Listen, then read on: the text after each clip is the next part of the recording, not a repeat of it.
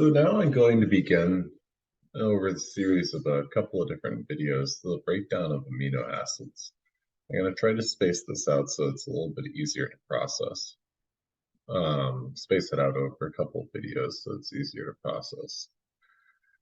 So the most central reaction to amino acid metabolism is what's known as a transamination reaction. And effectively, a transamination reaction, is similar to what we talked about in lecture the other day. We looked at alpha ketoglutarate, and we said, imagine if this was aminated. What amino acid could we get? And that amino acid was glutamate. So if you react an amino acid with alpha ketoglutarate, the output that you're going to get is an alpha keto acid and the proteinogenic amino acid glutamate. So this NH3 is simply taking place with this carbonyl oxygen, in which case our amino acid over here, well, on carbon number 1, carbon number 2, or our alpha carbon, we now have a double bonded oxygen adjacent to a carboxylic acid. Therefore, we have an alpha keto acid. So we have the ketone, where we have a carbonyl oxygen on our alpha carbon, hence the keto acid. Alpha ketoglutarate, on the other hand, well, we've lost that double bonded oxygen, replaced it with the NH3, and we end up with this glutamate.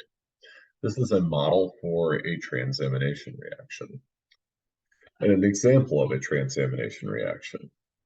Now, this is a reaction that is dependent on a cofactor known as PLP. PLP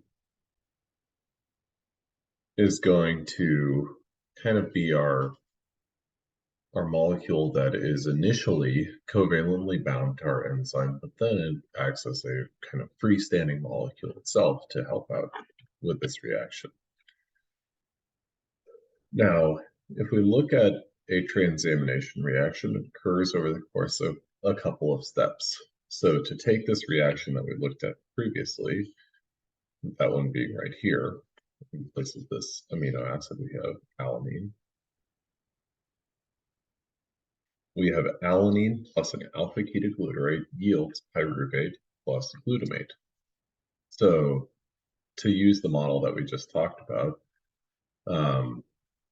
we have our amino acid plus alpha ketoglutarate yields an alpha keto acid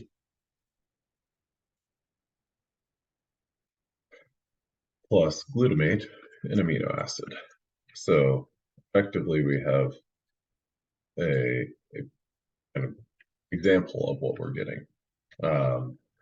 So our two stages, the first stage is alanine, or amino acid, plus PLP yields pyruvate plus pyridoxamine phosphate. Our second phase is going to take place, or go from there, with pyridoxamine phosphate yield plus alpha ketoglutarate yields glutamate plus PLP. Now, if you wanted to, you could look at this almost like Hess's law in some respects, not necessarily from an enthalpy perspective or anything like that, but instead look at stage 1, what are our reactants and products, and stage 2, what are our reactants and products? Well, PLP is a reactant and it's a product. Pyridoxamine phosphate is a product and it's a reactant. And so we're left with alanine plus alpha ketoglutarate yields pyruvate plus glutamate. Now, to get to pyridoxamine, or our PLP, and what that actually looks like. So I'd like to draw your attention to this upper left-hand corner. We have our alpha amino acid, which in our previous example, we talked about alanine, plus our enzyme PLP shift base. So this enzyme right here has an amino acid to which our PLP is covalently bound to. And if you look at this CH2 4 to a nitrogen, that should stand out to you as, oh, it's probably a lysine. And if you're thinking, oh, it's probably a lysine, you're absolutely right. So PLP is covalently bound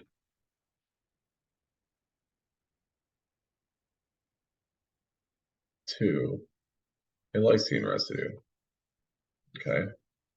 Now what's going to happen is this, I'm going to do some erasing real quick.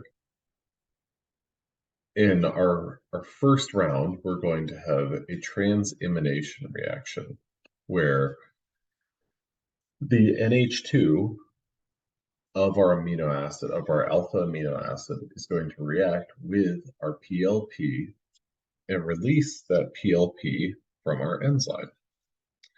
And what we're going to end up with is this molecule right here, an amino acid PLP shift base, also known as an aldamine. So step one, I apologize. Step one, phase one of this is to make the PLP release from our enzyme and that PLP react with our amino acid.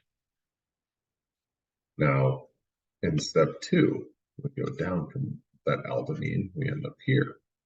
We still have our enzyme with our lysine residue. And then what we have is this resonance stabilized intermediate of our amino acid PLP shift base.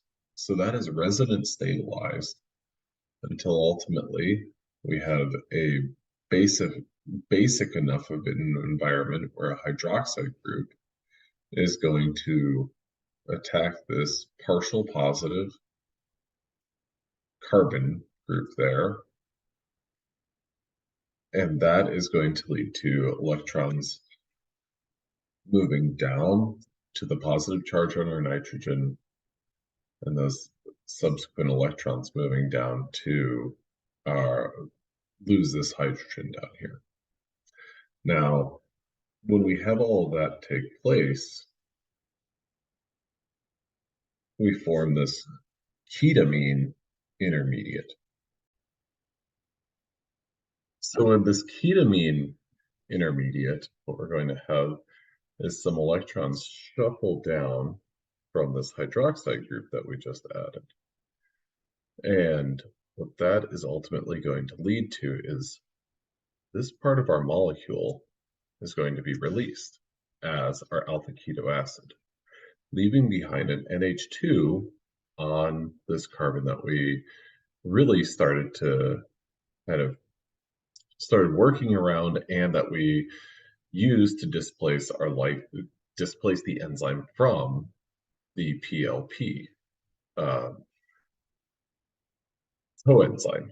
So when you look at this right here, at this entire process right here, our endpoint is this pyridoxamine phosphate, also known as PMP.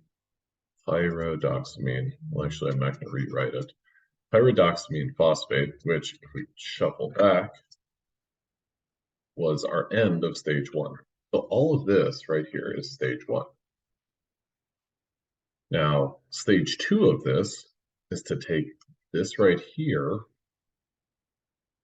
plus alpha ketoglutarate, AKG, and transfer this right here on to alpha ketoglutarate to make, well,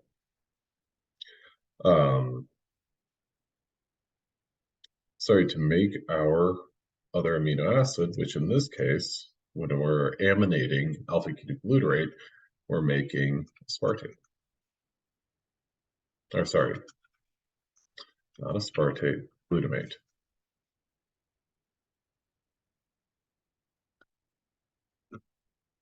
So this whole presentation here is really all focused on stage one of this previous slide, or these previous slides right here.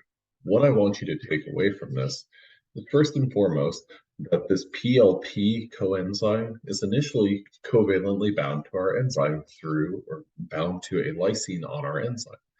Our alpha amino acid, in this case alanine, or the example that we talked about, alanine, displaces PLP from our enzyme, making an amino acid PLP shift base, also known as an aldamine.